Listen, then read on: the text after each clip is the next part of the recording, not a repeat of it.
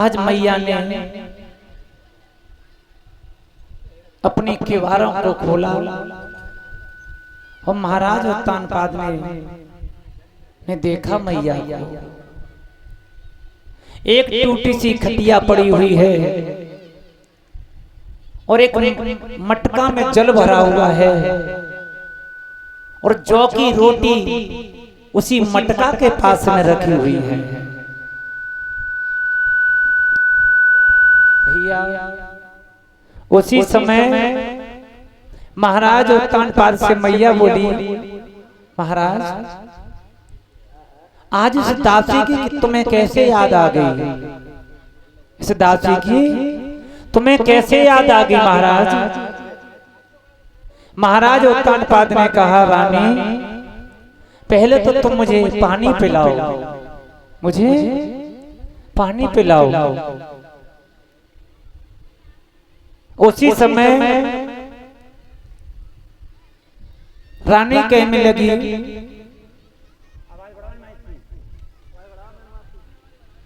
लगी महाराज तुम महलों के रहने वाले और अच्छे अच्छे भोजन व्यंजन करने वाले, भोजन करने वाले, और मेरी इस टूटी हुए घड़ा में जो जल भरा हुआ है मेरे, इसे तुम कैसे पी लोगे?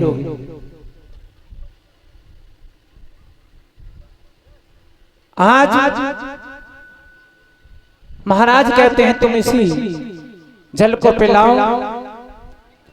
आज रानी ने अपने मटका में से जल दिया, महाराज उत्तानपाद ने उसी जल को पिया और जो जौ की रोटी मैया के पास रखी हुई है, आज महाराज उत्तानपाद ने उन्हीं रोटियों को खाया।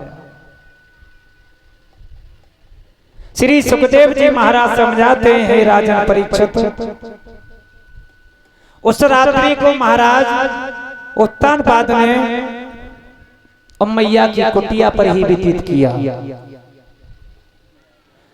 सुबह के ब्रह्म मुहूर्त में महाराज उत्तानपाद अपने घोड़ा को लेकर के चले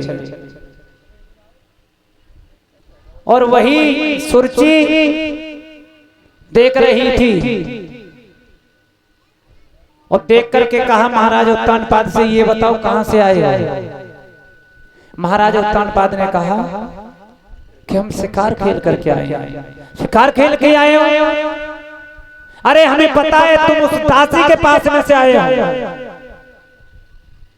महाराज उत्तानपाद कहने लगे, नहीं, दासी के पास में से नहीं आए, अभी घुड़सार में से अपने घोड़ा को हमने खोला है।